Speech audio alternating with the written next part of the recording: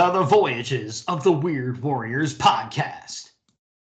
Its continuing mission: to explore the strange convention scene, to seek out cultural iconography and final resting places, to boldly go where countless dorks have gone before. Perfect. Nailed it.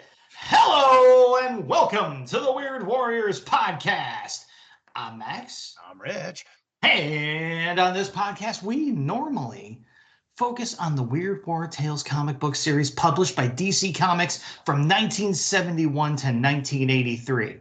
However, on this episode, we're going to hit the road. That's right. It's another Road Warriors episode, people. And we may still work in the Weird War Tales comic book series. You'll have to hang in and find out. As for what this episode's about, where did we go this time around? Where did the road take us? I'll let our esteemed co-host Rich fill you in on that. Yes, this is the 5th Road Warriors episode. We're calling it Terrificon Trifecta. It's our 3rd time to the con, August 16th, 2024. Full disclosure, this was never intended to be a Road Warriors episode. Due to other commitments, which I will get into towards the end of the show, my son Steve, a frequent Road Warriors contributor in his own right, and I had to go on Friday, and I figured Max would have to work, so I didn't tell him. Max, however, upon learning of said plan, wasted no time buying tickets anyway and taking the day off of work. All righty then. We didn't go to Terrificon last year because Uncle Sam had me playing with hand grenades. That's a pretty nice trade-off, if I do say so myself. Max lives an hour away, as has previously been said. Steve and I live 3. The doors open later on Friday, 1:30, than they do on Saturday or Sunday. Just like 2022, the end of the line to get in before the gates opened was about 3 townships over. We all linked up before the official open. Once we got inside, Max and I made straight to Artists Alley like we always do. You want short lines at a big con? Go on Friday if you can. Smaller crowds is a huge plus, because most people have school or work or whatever on Friday. Steve peeled out and vanished. He got some sweet posters of Iron Giant, Cyberpunk 2077, and Space Marine, and some beef jerky, and he was done while I was still hunting autographs, let alone starting shopping. Now, I'll just add here, we did link up at the end of the long line, but I almost didn't make it inside. Because as I'm traipsing through the con, I'm walking towards the entrance to the convention area, and some dude walking behind me with a little dolly carrying stuff for one of the tables or whatever hooks my foot from behind me. And I somehow managed not to fall down. And I turn around and the guy is just still cranking right next to me. And I said, "What the F, dude?" And he's like, "How about you watch where the F you're going?" And so I start following him right into the convention center. No showing my ticket, no nothing. Asking him if he'd like to have more of a conversation. And then finally enough people that worked the con were converging on me where I was like, all right, I'll see if I meet up with you later. And then I went down 7 rooms away, like Rich said. It felt like going through 3 different buildings to find those 2 at the end of the line, and behaved myself from there on out. Although it wasn't my fault. I was watching where I was going. I was ahead of the guy, is all I'm saying. And you wonder why I've started thinking about not going to conventions anymore. So anyway, I eventually made it. And then what did we do? Well, the first person I found on my list was Bob McLeod. He'd done the inks in What If number 10, and What If the Punisher's family hadn't been killed. Just like I always try to get creators on DC Warbook, I always try to do the same for the Punisher. I got out a laugh out of Ron Mars years ago when I did so. It was a small backup 4-pager in Marvel Comics Presents. Yeah, I've always liked Bob McLeod's work. He does nice, clean, classic superhero comics work, maybe a little more realistic.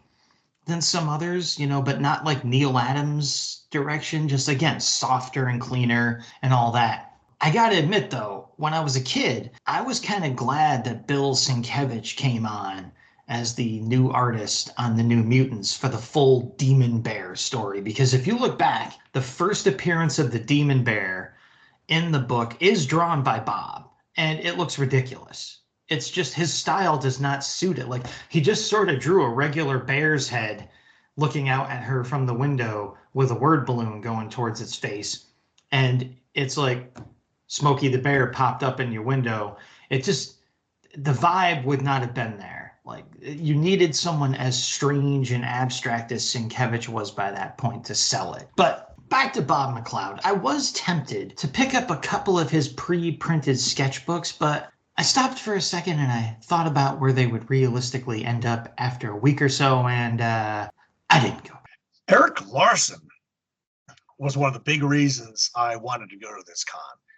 I pulled 3 books out of my archives. Savage Dragon 1, of course.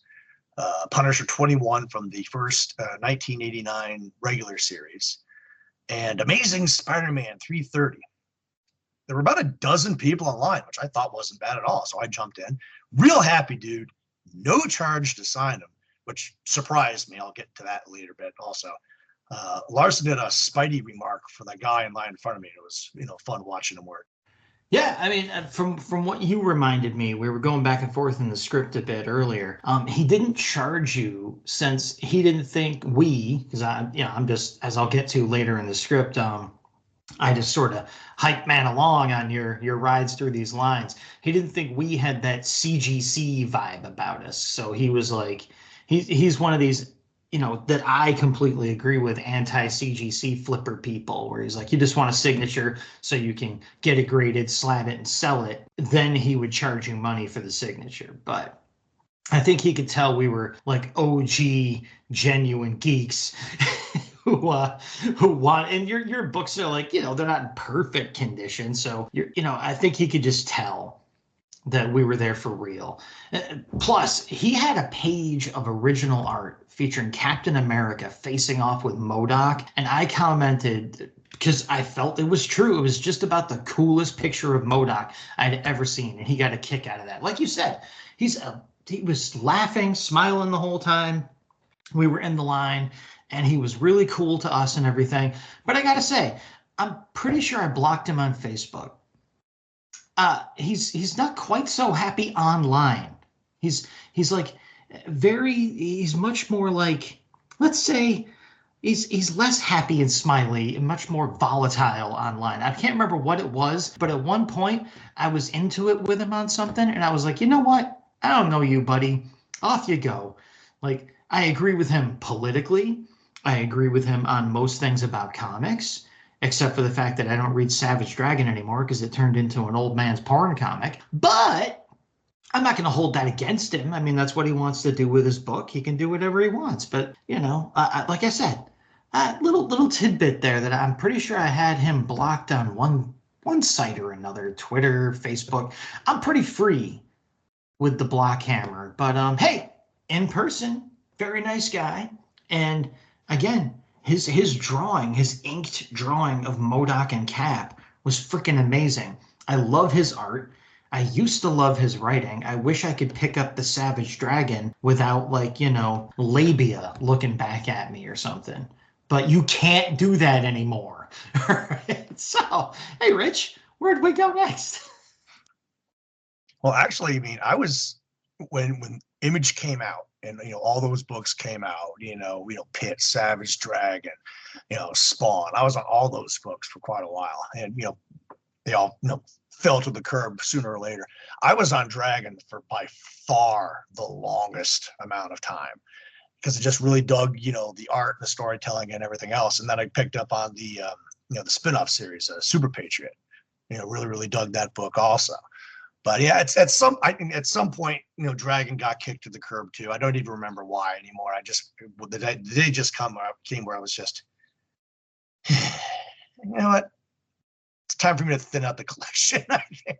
So, I mean, I was into Dragon, and like you said, its whole sub-universe for a really long time. But at some point, a switch flipped, and it just really became like this book you didn't want to get caught reading on the subway. Like, okay, so she's shaving her, and it was just, there was always like some risque stuff in the book. Like even early on, there was that demon with a bunch of fetuses hanging out from the bottom of its dress, attached by umbilical cords. So I'm not saying it was squeaky clean the whole time, but it straight up became like a soft porn comic, which again, no problem with those existing or who wants to read them, but that wasn't what I was reading Savage Dragon for, so I got out. You know, the other favorite universe of mine within the Image books was the Homage Studios, the Wildcats universe. That stuff, the Wildstorm books. And I was all in for that right up until Jim Lee sold it to DC. And ever since then, we've had to put up with DC trying to pretend they can include the Wildstorm characters in their already jam-packed universe.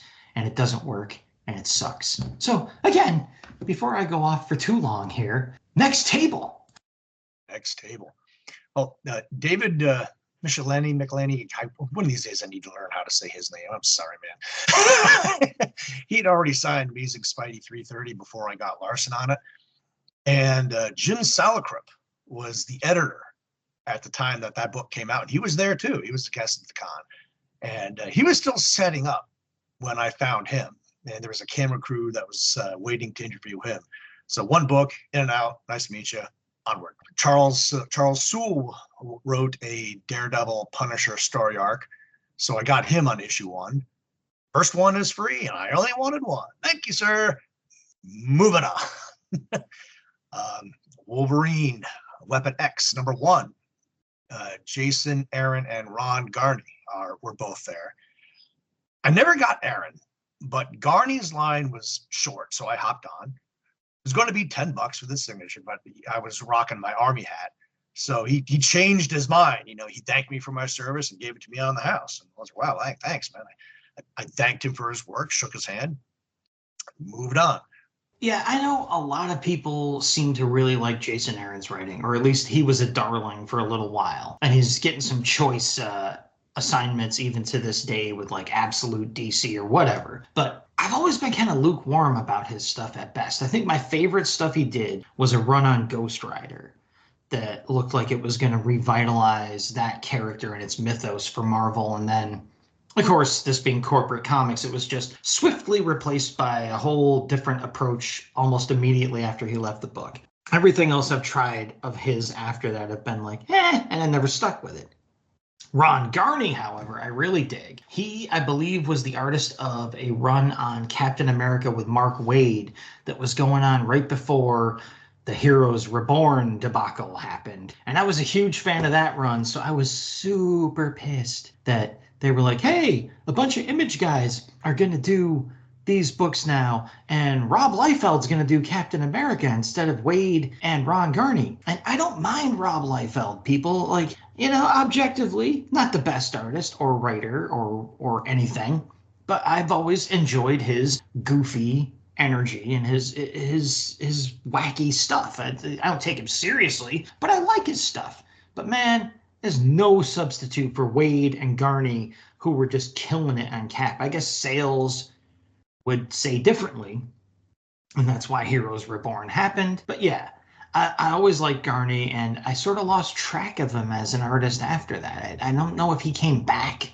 on Cap with the Heroes Return stuff, because by then I was just really starting to pivot away from Marvel hard after Heroes Reborn. So yeah, Ron Garney though, great artist. I need to see what he's been doing since I wandered off. Yeah, I have a bunch of his caps also, but again, as we'll get to later, I thought everything was going to be $20 a pop. You know, so I only brought one book of his design. Mark Bagley's line was doable. I brought Amazing Spidey 353 to get his John Hancock on, $15. My big bitch last time was that he was charging more money to sign the books that had the Carnage origin in them. And he didn't do that this time, to his credit. Maybe there was some blowback about fan alienation or something. I don't know. Yeah, that's like you kind of were going to talk about later or whatever. That seemed to be across the board. The jacked up signature prices were a thing of the past all of a sudden at this con. And, Mark Bagley, I mean, come on. His work on the New Warriors back in the 90s was a huge favorite of mine. Again, combining this like clean, traditional superhero style that I mentioned with McLeod and it's guys like Todd Nauk who are exemplars of it. But he combined that kind of traditional like style with some of that extra dynamism from what would become known as the Image era in the early 90s. He sort of evolved, in my eye anyway, right around that time. So he was doing that kind of more dynamic style at Marvel, but with better draftsmanship and storytelling skills than some of those guys had developed yet. So I was a huge New Warriors fan from go, and a lot of it was because of his art, even though Fabian Nicez's writing wasn't anything to sneeze at either, especially at the time. I also read Bagley's entire run on Ultimate Spider-Man with Brian Michael Bendis, which those are the only Bendis written comics I have ever enjoyed at all. I like Ultimate Spider-Man from beginning to the end, and the end for me is when he killed Peter Parker. Sorry, Miles Morales fans, I get it. It's a whole different character. Never really caught on with me. But yeah, Bagley is a huge part of my comic book fandom when you count that I read was almost 5-6 straight years of Ultimate Spider-Man or more that I read of his and the New Warriors. Yeah, I kind of like that guy. Great style. Yeah, I was never much of a super team guy. But yeah, I was on New Warriors for quite a while because I totally dug the art. Issue 353 was part one of the Sidekick's Revenge story arc that had guest stars galore, including Nova and Night Thrasher. I mean, Darkhawk was in there, the Punisher, Moon Knight. I mean, just man, that's a 90s like superstar lineup. First of all, Night Thrasher. Love Night Thrasher. I don't care if he's on a skateboard. Shut up. Night Thrasher is cool. All they're missing there is Danny Ketch, Ghost Rider, like throw the Punisher in there and Danny Ketch, like you've got the 90s crossover star total lineup going there. I've gotten Brian Azzarello on a few books in the past, including his Sergeant Rock work with Joe Kubert's in Between Hell and a Hard Place. I generally didn't go to this con looking to get more signatures from people I'd already gotten from, but for show content. He wrote the story Ares in the first WWT redeployment issue. Now, I had to wait a while for him to appear at his table, but it was a short line because he wasn't there. I commented he probably didn't see too many of these when I placed it in front of him, and he agreed. I showed him my shirt, pimped the show for about 10 seconds, paid him his $10, and moved on. In the same vein, I'd gotten Al Milgram at the last Terrificon on a couple of books, including Sergeant Rock 303. We recently released WWT 56, which had his art on the cover as a one and done in the series. He was charging $15 a pop. I gave him 20 and told him to donate the rest to the Comic Book Legal Defense Fund, which he had a box promoting on his table. I told him he wished he'd done more work on the title because I thought his style really lent itself to it. He seemed a bit surprised, okay, if you say so. There's only about 3 people in line in front of me when I found him, so I didn't think this was going to take long. But he started doing a remark drawing of Spider-Man for a fan and got into a long, drawn-out conversation with Carl Potts and Joe Rubenstein, both of whom I'd gotten at previous cons, about one thing or another while doing it, which dramatically slowed the drawing process down. Here I am with one book. I was really starting to get impatient when he finally looked at his line, which was growing, and he asked how many signatures were needed. And the next 3 or 4 guys were all like 1, 2, 1, 1. So we pushed the remark aside for a bit to cut the line down. Again, I pimped the show for about 10 seconds, then moved on. I put photos of both new WWT signatures in their respective albums on the FB page. See, yeah, Rich, as always, does the work of actually trying to promote the show when we go to these cons. I, as you all will not be surprised to learn, do nothing of the sort. But I was going to say that I once again declined to actually meet Al, and this reminded me of why, going through the script here, because I got to leave that line and come back to see Rich several times because it just wasn't moving. So at some point, by the time I came back, Rich had finally seen Al and already moved on because I was just like, well, he's never going to see him. So at some point when I left, there must have been that moment where he was like, huh? Oh, crap, and got the line moving, and I was already gone. Despite being a vocal fan and quote-unquote defender of his style over the years and even on this very show, I just had nothing for him to sign. I'm not a signature guy, as I'll repeat later on, and he wasn't selling any like new books at his table, so I wandered off. There we go. Next table. Max is big for wandering off. Mark Waid. I was going to bring a Kingdom Come book, but I've had these 1,000 times a con, and I, as I've said several times before, I'd like to jazz things up a bit for these guys. How about Archie 1941 #1 and Super Soldier Man of War from the DC Marvel Amalgam crossover from '97? Sergeant Rock and his Howling Commandos. He doesn't see many of those Archies, and I think he enjoyed seeing one place in front of him. First one was free. Each additional was $5. Nice.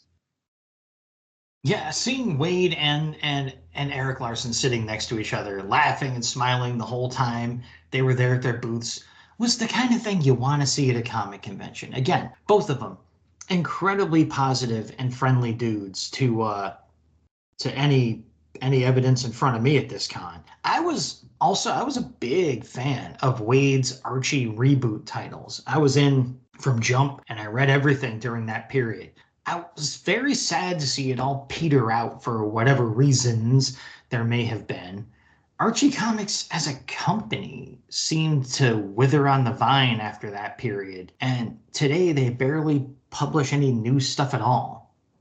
I mean, fortunately for Mark Waid, he is making the good money writing for DC these days, doing like, the Absolute Power Mini, World's Finest and all that. I just could not care less anymore about DC mainstream and their endless big events and all that stuff, though. So good for him, but I'd rather the Archie thing had stuck, even though he'd probably be making a quarter as much cash on it. Saving the best for last. Chris Claremont. Claremont had easily the longest line in the building on Friday. And the fact that he liked to take his time and flip through all the books didn't help the line move any faster. He also paid ahead of time in the line, so then you weren't really trapped. He needed to take a pee break too, so that slowed things down a bit. And the only book I brought was Wolverine #1 from the regular series, not really believing I'd actually get a signature because I thought his line would be too long. But while it was, as I said already, it wasn't unmanageable. While waiting in line, I struck up a conversation with a fellow service member and got some dirt on what the deal had been 2 years ago while everyone was charging like $20 a signature. This time, Jim Lee notwithstanding, the most expensive one I saw was $15, and many charged from nothing to only $10. I mean, and I'd planned on shelling out $20 a pop this time, so that's why I only brought a handful of books. If I'd known the prices had returned to something reasonable, I would have brought several more for Claremont and Bagley and Larson at the very least. Apparently 2 years ago was the dying days of COVID. Everything was expensive about traveling to these cons, and a lot of people weren't returning to them yet. So to make up some of the difference, most of these creators were playing the give me $20 game. And there must have been some backlash, as I said in the last show. You're going to alienate the fans soaking them for $20 a signature. I mean, you might remember I was completely turned off by the experience last time, and I had reservations about ever going back to a con. And I only got about half the signatures I wanted last time. But it appears common sense has returned to the hobby. While in line, I was shocked to see the lines for Larson and Wade peter down to nothing. Again, Friday is a good day to go. Anyway, Claremont was super chill and cracked a few jokes with us even after he signed my book. Got a fist bump, and with all that, yeah, I just decided I was done with autograph hunting, which was, pretty good haul for only 4 hours work. Okay, so Claremont is, of course, a legend for a reason. And I was just as big a fan as any other comic nerd of his run on the X-Men with Dave Cockrum, John Byrne, John Romita Jr., Paul Smith. I was in from the beginning, too. I picked up Giant Size X-Men, I believe, right off the rack after the X-Men came out of reprints. I checked out around Inferno as far as buying every issue of the X-Men went. I was growing tired of what became the Claremont formula by then. And even though Silvestri became an incredible artist later on, he wasn't really doing it for me at that stage and at that age combined with that writing. But I did still dip back in now and then. I mean, it's the X-Men. As long as Claremont was still on it, I was going to come back every now and then and check it out. I really, though, should have dropped the $30 for this, what he had on his table. There's a bunch of stuff you'd expect. And then he had these red booklets, and a good number of them, like 7 to 10 of them stacked up in a stand of what was called the Sovereign 7 preview. Now this, I don't know if it was passed around for fans before the book came out or whatever, but it was like, it looked like a zine almost, like a kind of double size of a comic. And again, on this red, at least the cover was on this red paper. It almost looked like red construction paper. I don't know. Again, it looked like a zine, but it was a preview mag for what he was going to be doing at DC, which was a big deal at the time. Claremont is coming to DC doing a new team book. Like, the man who made the X-Men into what they are is coming to DC to do Sovereign 7. And I jumped right in on that book, and I did not like it. I stayed on for a few issues going, give him time to juice this up. It never happened for me. I just never connected with any of it. But it was such a moment in my comic book history when it was like, here comes Chris Claremont to DC. And then it was just like, it just crashed and burned, that it was remarkable anyway. And I always wonder, like in an alternate universe kind of way, what if Sovereign 7 had been a huge hit and that had become like Claremont's next big thing? So I really should have picked that up. I still, to this moment, am kicking myself that I didn't pick up the Sov 7 preview and have him sign that. Maybe next time, I say, as though Claremont will be there next time. Oh, well. Louise Simonson was on the guest list, and she did work on Superman Man of Steel during that Doomsday Death of Superman story arc. So I brought a book from that for her to sign. Unfortunately, she got sick right before the con and had to cancel. Walt was there too, but I had gotten him in the past. Yeah, me too. I met Louise and Walter some time ago at a con in Massachusetts, and Walter did a free, really quick Hawkman head sketch for me. So, no charge, just boom, cranked it out. I gave him a choice, The Thing or Hawkman, and he said, I'm in no mood to draw all those rocks, so you get in the feathers. And he made a Hawkman, and it's amazing. He did it in like 30 seconds. It's so cool. I mean, the two of them, Walt and Wheezy, are a power couple in comics for a reason.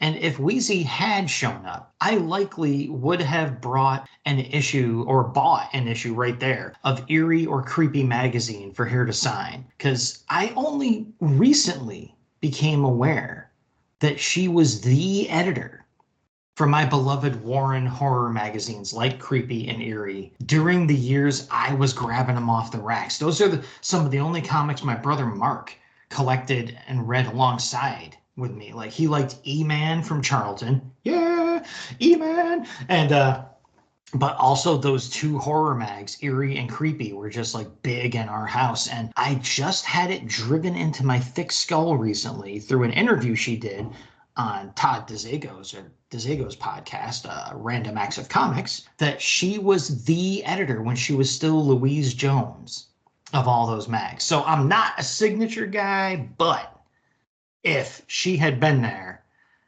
I was like ready. I was like, because there were people selling eerie and creepy all over the place on the floor. I already scoped that out. And if she was there, that was gonna be the one signature I sought out. So of course, she wasn't there. As mentioned before, if Jim Lee wasn't the highest get on my list before this con, he sure as hell is now. But he only appeared on Saturday, and you had to pre-buy tickets to get the honor of standing in line to get the highest rate to get a signature of a comic book creator at the event. Maybe someday, but the whole pre-order thing irked me a bit even before I decided what day I was going.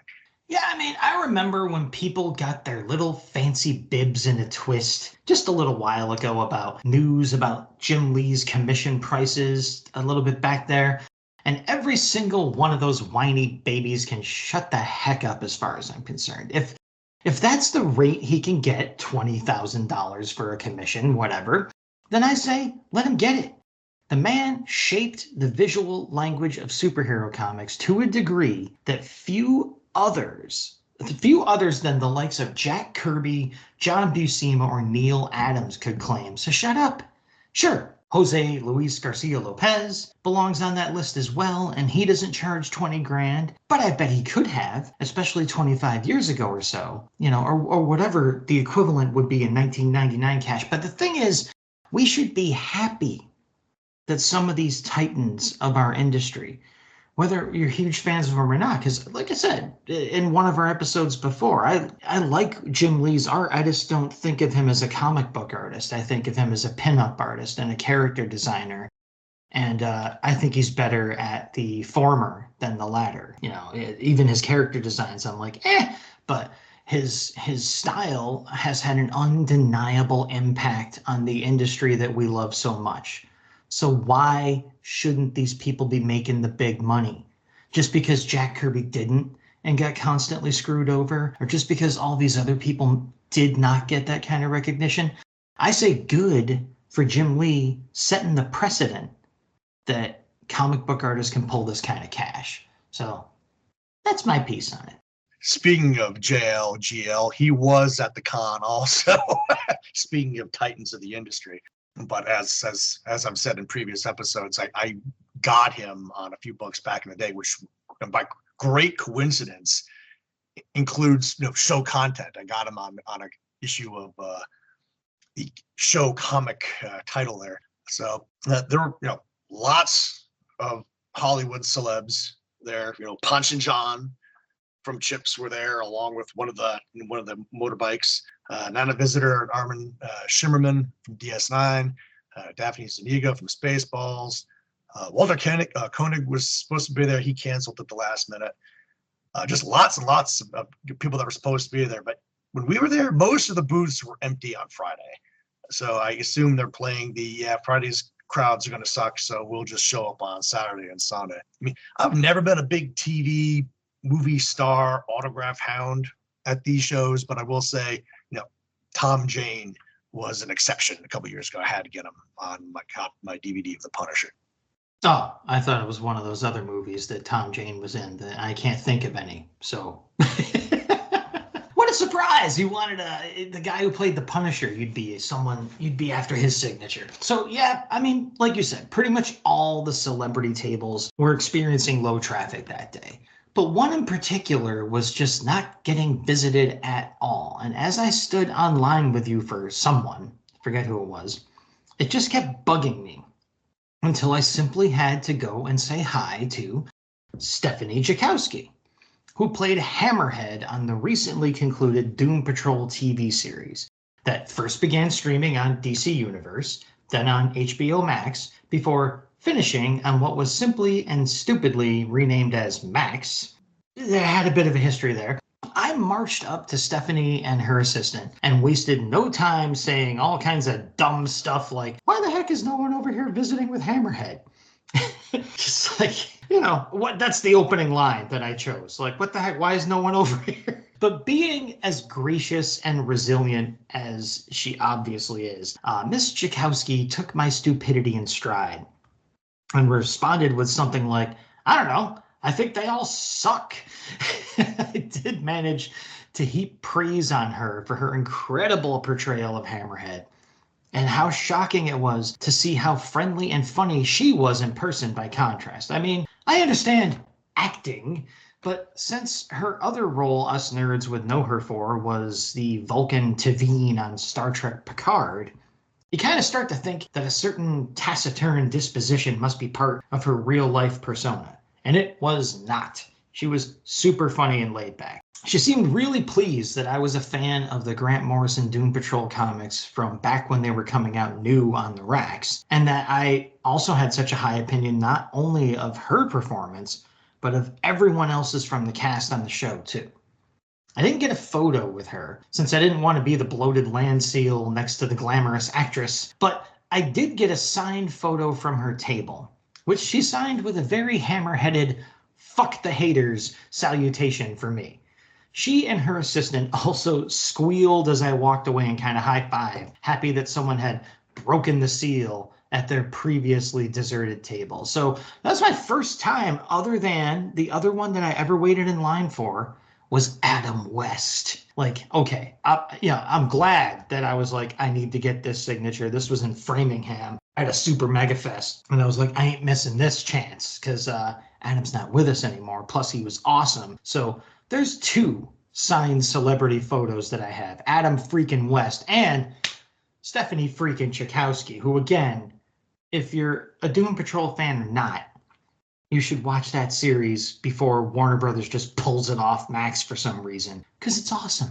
It's the Doom Patrol, and it's freaking great, and her performance as Hammerhead, again, is fantastic. All right, so you can get me to come to a celebrity table, especially if it's just bugging me that no one's going there. And this, I'm adding a little more onto this here, because I told my wife about this story, and she said, oh, she goes, that still doesn't make up for what you did to Margot Kidder. So as people may, I don't know if I've told this story on the podcast, but I've told it to people. I told it at a party when you were standing next to me, Rich, at Jim and Rebecca's. But I went to, it was that same, speaking of Adam West, it was that same con that Adam West was at. And I had just dropped some money on his signature and other stuff. And my wife and I were moving into our first apartment. Cash was at a premium. I was kind of pushing it, even going to that con that day and getting Adam West's signature. And I round the corner on my way out. I'm like, I'm leaving. And I see Margot Kidder sitting alone at her table. And I see her and my eyes must have popped. Like, oh, I recognize you. And then her eyes popped and she made a face like, oh, like it's you. And she was playing with me and being funny. And I just made the mental cash calculation of how much I would spend if I walked over to her table, and I just turned and walked away. I just turned and walked away from Margot Kidder and left her there after that interaction. And I felt guilty, so I hovered around the con, and I came back around the corner maybe 45 minutes later, and she had been sitting next to Helen Slater, who played Supergirl in that really terrible Supergirl movie, but also later showed up, I believe, on the Supergirl miniseries. Yeah, not miniseries, the Supergirl CW series. And so Helen had a long line of dudes waiting for her signature while no one was at Margot's table, even that first lap I made around.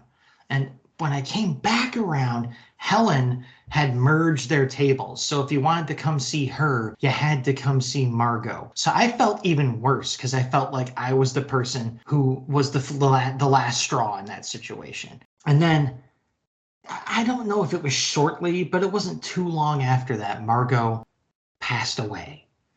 So the joke has always been, for people who know this story, that this is all my fault. So when I told Gail the story of like, no one was at Hammerhead's table and I couldn't let that stand. And she was like, well, you let it stand for Margot Kidder. So I was like, even she will not let me walk that one off. And I don't deserve to. So anyway, let's change the subject. I was an autograph hound, when I was a kid, when I was younger, back in the day when you would you would write the stars and you'd get the autographed picture back. And sometimes it would be an actual autograph, or sometimes it would be something that had obviously been, a pre-printed signature or something. And I think I've shared a couple pictures on the show in the past, but But yeah, as a kid, I wrote, got these signatures from the stars and stuff like that. I got Harrison Ford, Indiana Jones, Temple of Doom. I got Carrie Fisher. I got Robin Williams back in the, like Mork from Mork days, the A-Team, Brooke Shields, just a lot of cool signatures I got back there. Neil Armstrong I got, and he stopped doing signatures. The day just came when he was like, you know what, I'm done. I'm not doing autographs anymore. So I got him. I will clear my throat a little bit and say I got O.J. Simpson also. Well, I got to be a fan back in the Naked Gun days and stuff like that. I was too young to remember his football playing days. The picture I got was personalized of him in a Buffalo Bills uniform, and I'm here to tell you, during the murder trial and everything, I was wondering, is this picture going to be worth more if he gets found guilty? Yeah, so I remember when he was running through the airport real fast when I was a kid. Yep. Going back in time, trying to still catch that real killer or whatever. And man, that man was in a hurry. So once I finally decided I was done being an autograph hound, I finally went shopping. I'm still 2 DC war books away from the complete run, but I'm not finding Our Army at War #1 and All American Men of War 127, which is essentially #1 at a con. Although, to be fair, one vendor did have All American Men of War 128, which is #2. Whilst walking down one alley, mine eyes happened to fall on a McFarlane GN entitled Great Zombies in History. Screech! One of the creators, George O'Connor, wasted no time lunging into his sales pitch. It was funny. The day before, I had reread Max Brooks's Zombies Survival Guide of Recorded Attacks graphic novel. So I was kind of like in mode. And he also had this neat 4-issue mini called Charlie's Spot that he recommended when he saw my army hat. When a homeless veteran loses his prized busking spot, he sets off on a magical, bizarre, and heartfelt adventure to get it back. O'Connor raised money on Kickstarter to get this project going. We bought both stories, and he signed all 5 books. And then we spent a while talking about our show. Odds are great that at least the first book will be an intel report sooner or later. Yeah, this guy was a lot of fun to chat with, and I think he got a kick out of our repartee, such as it is. I do think he may actually sample the show on his commute. He said he has quite a long drive. He and I bonded over being ADD people, but I did point out that he actually has the ability to finish things, as evidenced by all the cool books on his table. The set of Charlie's Spot that you picked up, Rich, we opted for these alternate covers that all featured painted portraits of the characters from the story, and they all looked really cool. So I have a feeling we'll be seeing more of his work out there. I hope so. I mean, he seemed about our age, so definitely time is a ticking for all of us. But the energy he had and the fact that he had, again, so many completed pieces on his table, it's just all he needs is someone to notice his work. So if we end up spotlighting it, check it out, folks. Buy a few extra copies, because the effort is there, and the subject matter is certainly in line with weird and war here. So, just happened to find a guy because Rich did his head snap, hit the brakes, So this is like a kindred spirit out there in the indie artist gallery where I always try to spend my money when I go to cons. That we just happened upon. So let's help this guy pay some bills, all right? So anyway, you left right after that. So I picked up a bunch of old random war books that I found, one vendor or another. Atlas's Battleground #12 from 1956, all hail John Severin. Battle Action #15 from 1954, all hail Russ Heath, Gene Colan, and Dick Ayers. Key's Battle Squadron #5 from 1955, and Charlton's Battlefield Action 78, Attack #1, and War Heroes #7. Yes, Charlton. Woo! Before I bailed, I also picked up 3 issues of Baron Werewolf's Haunted Library. One featuring an all Ditko art blurb on the cover, was all Mysterious Traveler reprints. I'm lukewarm on those stories, but it's Ditko art, so they look fantastic. Another with another theme cover, so it was, again, all reprint stuff. This issue's all wet, had like a lighthouse, cover that looked really cool. And one, I thought I was pulling a fast one, but I should know better. It's always Charlton pulling a fast one on you, all right? So there was a reprint issue of Baron Werewolf's Haunted Library, which I think Baron Werewolf's was an all reprint phase of the magazine Haunted in the later stages of Charlton's lifespan.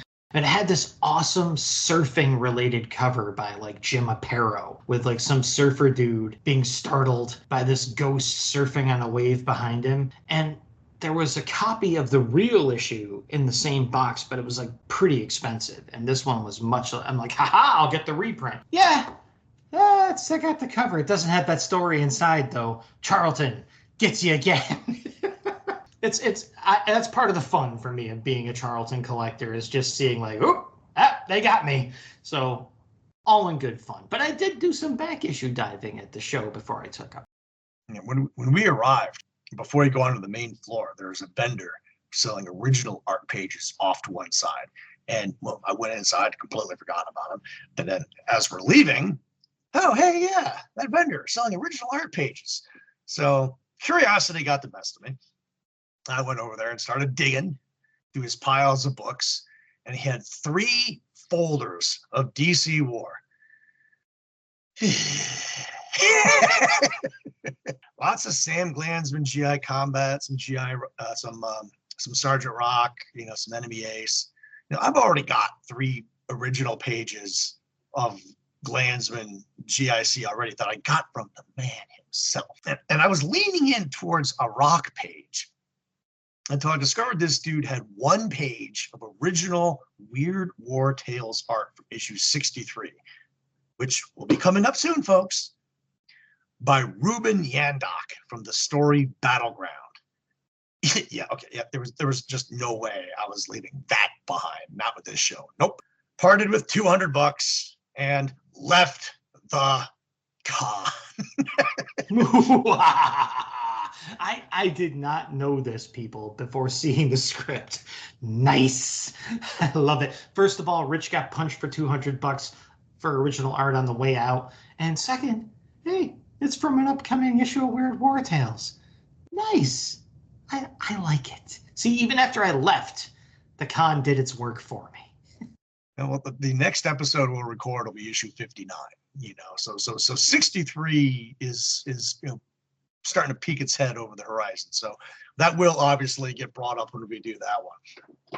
So for a brief postscript about how the rest of the weekend went for Steve and I, we got a hotel room just out of Boston, and we had tickets to go see the Auschwitz exhibition not long ago, not far away, at the Castle in Park Plaza. It had premiered in March, and I only found out about it in mid-July, right before I disappeared for 2 weeks to go play with the Army. And it was scheduled to leave in mid-September, so time was of the essence. More than 700 original objects are shown in the first traveling exhibition about the Auschwitz concentration camps. Through this daunting selection of objects from Auschwitz-Birkenau State Museum in Poland, as well as more than 20 institutions and museums all over the world, this exhibition portrays the complex reality of the notorious camp while sharing firsthand stories from those who survived and those who perished. These remarkable artifacts range from concrete posts that were part of the fence from the Auschwitz II Birkenau camp, fragments of an original prisoners' barracks from Auschwitz III Monowitz camp, a gas mask used by the concentration camp officers, personal items like shoes, clothing, children's dolls, eyeglasses, and suitcases, and many more. We spent 3 hours there, and I can't express it enough. If this exhibit comes anywhere near within range of where you live, go. Everyone that's listened to this show for more than a minute knows how I feel about anti-Semitism and Holocaust deniers.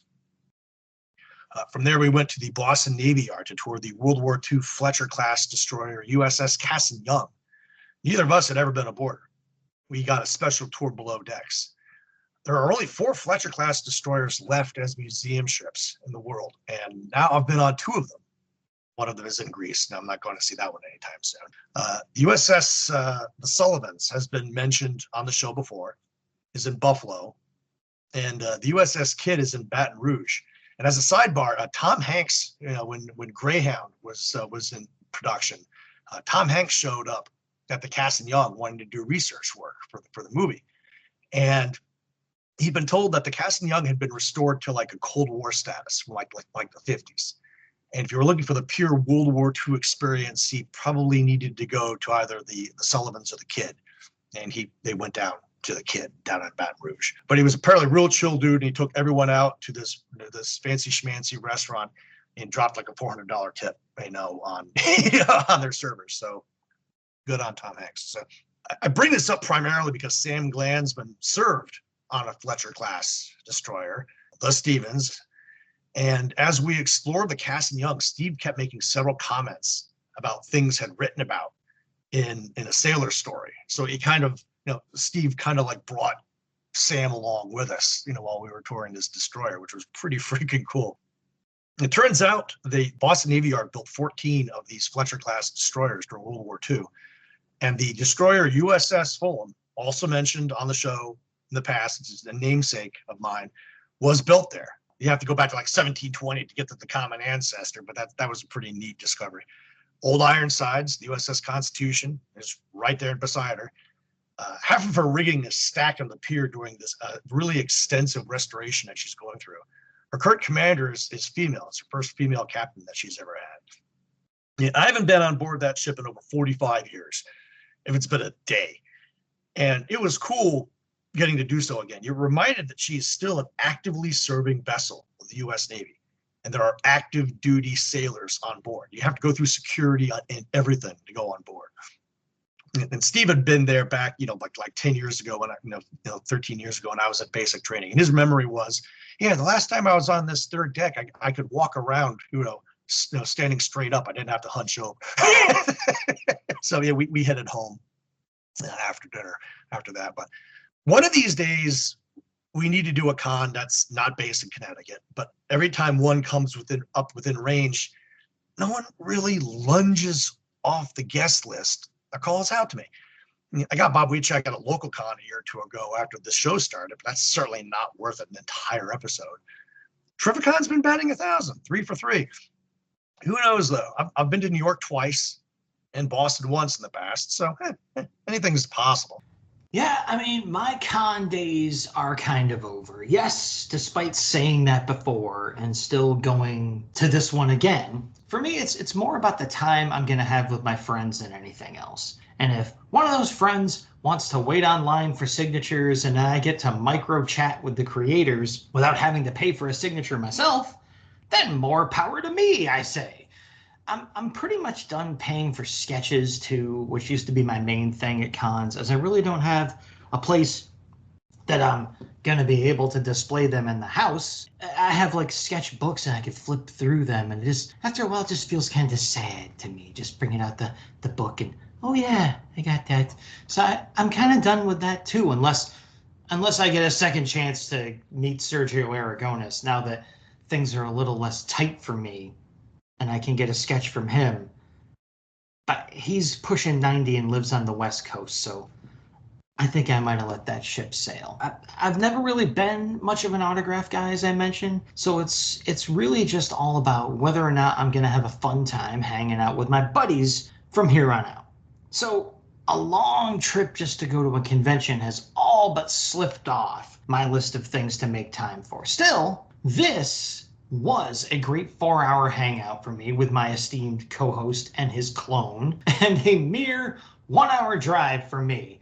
So I count it all as a win. And so that's the basic report of our Road Warriors episode here. That's our Terrificon Trifecta completed. Rich, do you have anything to add for the scuttlebutt for the show? Anything like that? Nope. No scuttlebutt. We got none of the other stuff we usually do, but hey, Terrificon, I gotta say, people, it has remained, despite my, oh, yeah, we'll go to cons. Don't listen to me, all right?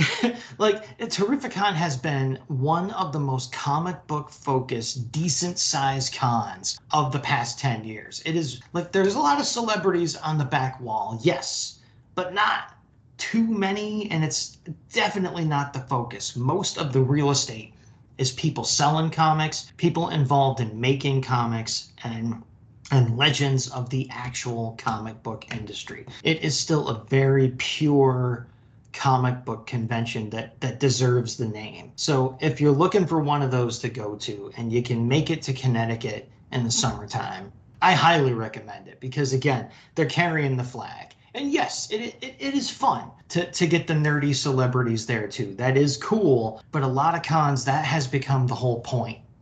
Like, they obviously don't care about the comic book guests. It's just getting that money because the Walking Dead cast is here back when that was hot, or whatever the new hot media thing is. So if you care about comics, I know there's a few others out there that have that rep. Like Heroes Con is supposedly very comic book centered, as I keep getting reminded by certain podcasting people out there who are like, are you going to come to Heroes Con? And I'm like, oh, that's too far for me. And the person asking me is like, I'm coming from Australia, so how about you shut up? So Heroes Con is a very like comic book centered con. So if you guys out there know about other cons that are decent size but still really focused on comics, hey, feel free to pop off about that on the Facebook page when this episode comes out. Other than that, folks, that's it. That's the show. We have hit the road and we have come back to tell you about it. And who are we? Well, we are known as the Battlin Bros. We are known as the Weird Warriors, and this show is known as the Weird Warriors Podcast, and that's a show where we promise to make war no more.